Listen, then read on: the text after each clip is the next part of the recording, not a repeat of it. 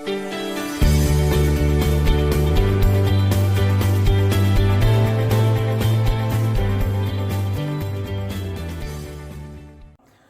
Dear friends and my dear subscriber, एक बार फिर आप लोगों के सामने उपस्थित हूं अपना एक नया वीडियो लेकर के। वीडियो शुरू करने से पहले मैं आप सभी लोगों का तहे दिल से शुक्रिया अदा करना चाहता हूं कि आप लोग लगातार मेरे चैनल को देख रहे हैं, सब्सक्राइब कर रहे हैं, लाइक कर रहे हैं और आप लोगों के फोन निरंतर मेरे पास आते रहते हैं। मैं पूरी कोशिश करता हूं आप लोगों के फोन में आप लोगों को सेटिस्फाई करूं।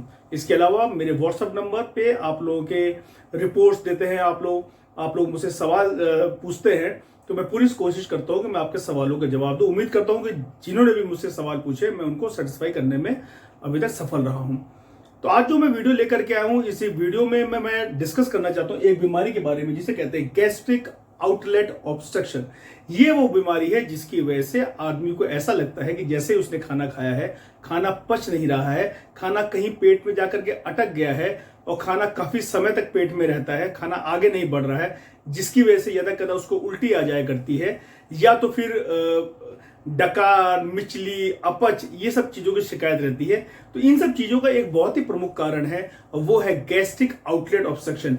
जैसा कि इसके नाम से विदित है, आउटलेट वो चीज होती है जो कि किसी चीज को बाहर निकाल देती है। आप उम्मीद कीजिए घर में आपके एक ड्रेनेज सिस्टम होता है, वो ड्रेनेज सिस्टम में कहीं पर भी अगर कोई चोक हो जाए तो ऊपर सारा ड्रेन जो है, गंदा पानी है या गंदा मैल है, वो सब इकट्ठा हो जाएगा। वो इकट्ठा होने से धीरे धीरे इतनी खराबी कर सकता है कि पूरे उस सिस्टम को खराब कर सकता है।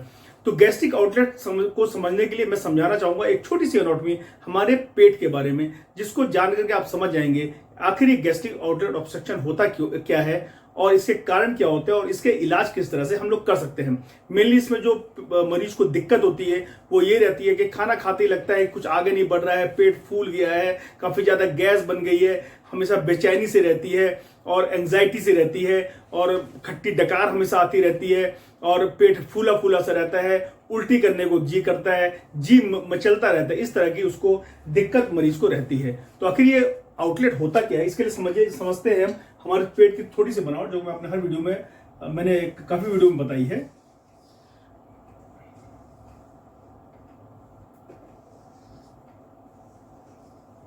ये वाली जो चीज है ये हमारी भोजन की नली है जिसे हम इसोफेगस कहते हैं। ये हमारा पेट है, स्टमक कहते हैं।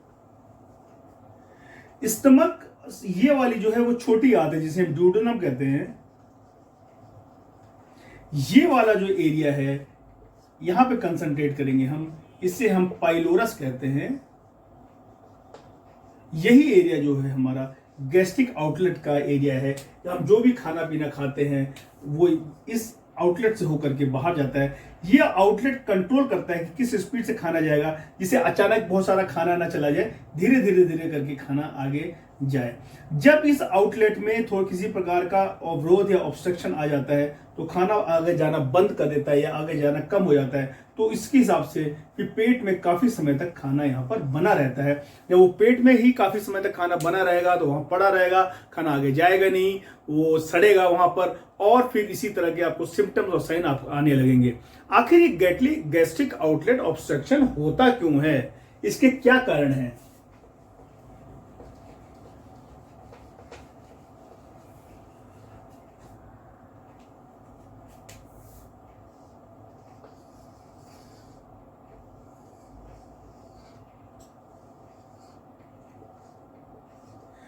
सबसे ज्यादा प्रमुख कारण इसका आउटलेट ऑब्स्ट्रक्शन का है वो है पेट में अल्सर होना। मान लीजिए पेट की इस दीवार पर, इस वॉल पर अल्सर है और इस वॉल पर भी अल्सर है, तो धीरे धीरे ये आपस में पास आएंगे और एक दूसरे से चिपकने लगेंगे, जिसको हम किसिंग अल्सर कहते हैं। और ये इस रास्ते को और इसको संकीर्ण कर देते हैं। तो एक तो पेट का में या तो ड्यूडेनल अल्सर जिसे कहते हैं और या पेट के आगे अग्र भाग का पाइलोरस में अल्सर होता है, ये एक गैस्ट्रिक आउटलेट का एक कारण बन जाता है।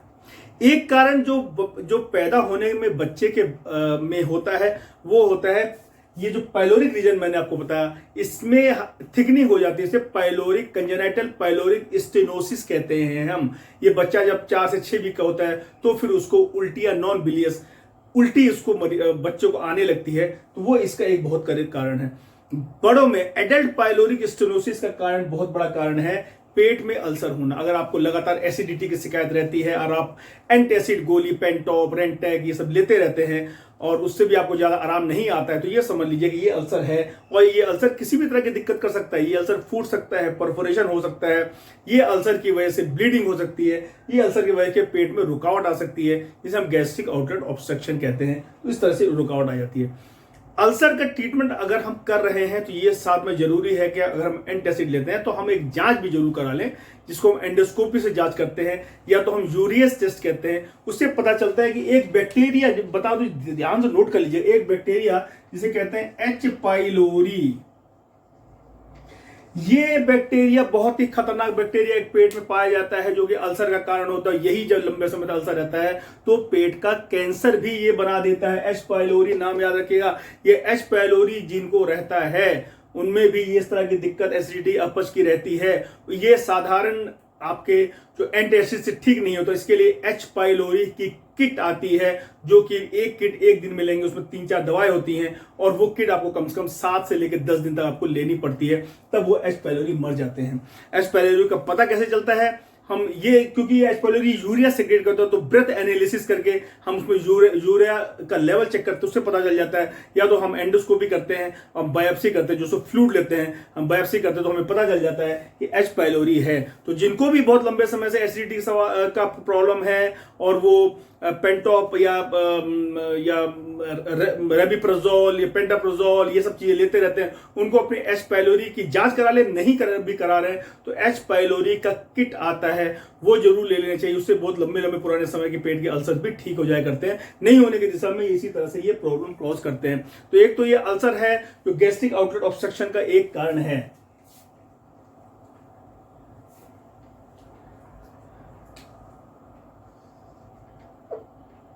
अब ये जो है, मैंने बता दिया, थिकनिंग हो जाती है, कुछ बीमारियों में इसकी थिकनिंग हो जाती है, जिससे पाइलोरस जो चिपक जाता है, स्टेनोसिस होता है, पाइलोरिक स्टेनोसिस होता है।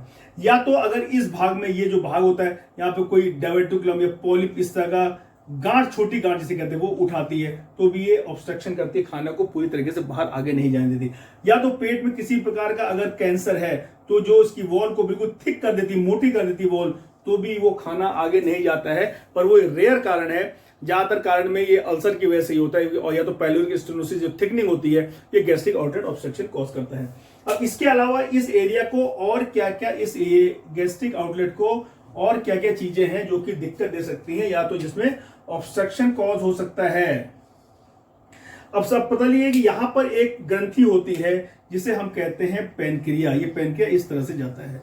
अगर पेनक्रिया में किसी तरह से गांठ हो, सूजन हो, तो ये बढ़ेगा बढ़ेगा बढ़ेगा और इसको ये भी, फिर इसको ये जो है, इसकी वॉल को ये दबाना शुरू कर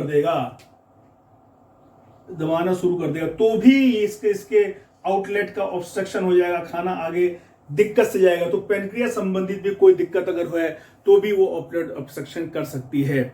इसके अलावा जो हमारा ये डुडनम वाला भाग है, इसमें भी कोई दिक्कत हो तो भी इसका दबाव यहां पर पड़ सकती है। या तो आसपास कभी यहां पर बहुत सारे छोटे छोटे लिम्फ नोड्स होते हैं, ये भी अगर लिम्फ नोड किसी कारण से बहुत बड़े हो गए तो भी इसको ये रास्ते में दबाव डाल सकते हैं, जिसके कारण फिर ये दिक्कत होती है कि खाना लंबे समय तक पेट में रहेगा, खाना आगे बढ़ेगा नहीं। आइडली हम देखे जाए तो 4 घंटे में पेट पूरा खाली हो जाता है, पर आप एक ही बार खाते हैं तो आगे खाने का मन नहीं करता है, भूख बिल्कुल नहीं लगती, क्योंकि पेट में खाना रहता है। और पेट में जब तक खाना रहता है तो जो आपको जो सेटिस्फेक्शन, ये सैटिस्फैक्शन सेंटर होता है, उसको वो इंफॉर्मेशन देता है कि हाँ पेट में है, अभी मत खाओ। इस तरह से होता क्या है, मरीज का वजन भी इस तरह से घटने लगता है, उसे खाने की इच्छा भी उसकी मरती जाती है। तो इस और बाकी जो इसके इंडाइजेशन जितने भी है, खट्टी टिक्का, मिचली, ये सब चीजें भी मरीज को होने लगता है। तो ये गैस्ट्रिक आउटलेट ऑब्स्ट्रक्शन के नाम से जाना जाता है। अब इसके लिए करना क्या है हमको, अब इसको पता करने के लिए हमें पेट में एंडोस्कोपी या दूरबीन डालते हैं। ये दूरबीन अंदर जाती है, जिसे हम एंडोस्कोपी कहते हैं। एंडोस्कोपी दूरबीन डालकर हम देख सकते हैं कि वहां पे कारण क्या है। अगर ये कारण इस तरह से है कि अल्सर वगैरह टाइप की चीज है, तो हम अल्सर की दवा देके उसको ठीक लिखते हैं। अगर यहां पे हमको पता चलता है कि इस तरह पेनक्रिया का कोई ट्यूमर है जो उसको परेशान कर रहा है, तो फिर हमको उसको ऑपरेट करना पड़ता है। कभी कभी ये चीज पाइलोरिक स्टेनोसिस होती है, तो हम इसको ये सब ऑपरेशन के, ये पाइलोरोमायोटोमी होता है, रैमस्टेड करके एक ऑपरेशन होता है, उसमें हम उसकी जो वॉल, थिकनिंग वॉल को हम काट देते हैं, चीरा लगा देते हैं और उसको म्यूकोसल वॉल को बाहर की तरफ आने देते हैं, जिससे कि फिर वो लूज पड़ जाता है। अब जैसे थिकनिंग है, काफी ज्यादा चादर होगी, बाहर हम इसमें यहाँ चीरा लगा दें तो फिर इसको फैलने की जगह मिल जाएगी। और कभी कभी वैसी स्थिति होती है, मान लीजिए कभी किसी कैंसर से ही है और मरीज ऐसी स्थिति में नहीं है कि उसको हम ऑपरेट कर सकते हैं, तो फिर हम यहाँ पर हम स्टेंट या छल्ला डाल देते हैं, जिससे कि ये खोल देते हैं। कुछ केसेस में जब हम एंडोस्कोपी करते हैं तो एंडोस्कोपी के माध्यम से हमने एंडोस्कोप डाला, यहाँ पर हमारे बैलून है, मान ली बैलून है, तो इसको हम उस रास्ते में जाकर के उस बैलून को हम फुला देते हैं, जिससे कि जो वॉल होती है वो कुछ देर तक फूली रहती है, तो वो उसके जो कॉन्ट्रैक्शंस होते हैं वो ब्रेक हो जाते हैं और फिर वो खुली रहती है। तो बैलून डाल करके इस तरह से हम खोल सकते हैं, या हम स्टेंट डाल कर खोल सकते हैं, या तो फिर हमको फिर ऑपरेट करना पड़ता है, हमको ऑपरेशन करना पड़ता है।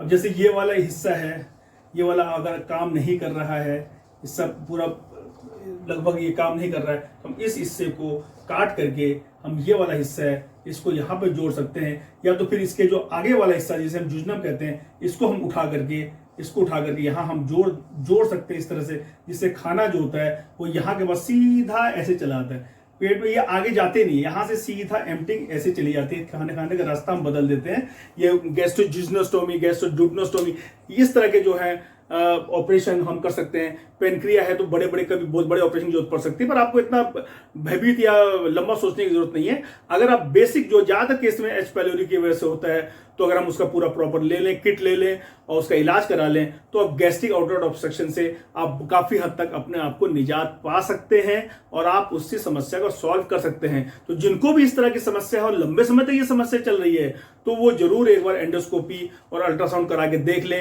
अगर डॉक्टर को लगेगा तो बायोप्सी ले लेगा, उसमें इस तरह की कोई चीज आती है तो फिर उसको ट्रीट कर सकते हैं। बाकी एच पायलोरी किट लेने में कोई दिक्कत नहीं है, बाजार में इसलिए अवेलेबल हो जाती है, कई कंपनियों की आती है। आप एक किट लेकर के दिन में एक किट 7 से 10 दिन तक ले सकते हैं, तो इसमें आपको काफी हद तक इसमें निजात मिल सकता है। तो मैं उम्मीद करता हूं मैं बताने में सफल रहा हूं। गैस्ट्रिक आउटलेट ऑब्स्ट्रक्शन जो कि एक अपच होने का बहुत बड़ा कारण है, तो ये बीमारी क्या है आप लोगों को मैं समझाने में सफल रहा हूं। और इससे बीमारी से संबंधित आपके मन में कोई भी प्रश्न आता है तो मेरे कमेंट बॉक्स में जाइए। मैं लगभग सारे कमेंट जितने आते हैं मेरे पास, मैं सबके जवाब देता हूं। एक पर्टिकुलर टाइम में मैं कोशिश करता हूं 24 घंटे के अंदर मैं सबके मैं जवाब देता हूं। अभी आज की तारीख में मेरे पास कोई कमेंट का जवाब देना पेंडिंग नहीं है और लोगों के फोन निरंतर मेरे पास आते रहते हैं। आपका स्वागत है, आप कोई भी समस्या लेकर के मेरे पास आइए, मैं उसका निजात दिलाने में अभी अपनी तरफ से पूरी कोशिश करता हूं। उम्मीद करता हूं मेरी ये वीडियो पसंद आएगी। वीडियो खत्म करने पहले से देख लीजिए, आपके स्क्रीन पर ये लाल रंग का बटन आ रहा है जिसमें सब्सक्राइब लिखा हुआ है, वो लाल है, उसको लाल मत छोड़िए, उसको दबा दीजिए, उसको ग्रे कर दीजिए। वैसा करने से आप मेरे चैनल को सब्सक्राइब कर देंगे, जिससे मेरे सब्सक्रिप्शन अगर बढ़ते हैं तो मेरे को और वो मोटिवेट करेगा, मैं अच्छी वीडियो लेकर के आऊंगा। देखो फिर से कहूंगा, प्लीज ये जो बटन आपको दिख रहा है रेड कलर वाला, इसको अभी तुरंत दबा दीजिए। और वीडियो देखने के लिए आप लोगों को तहे दिल से बहुत बहुत शुक्रिया।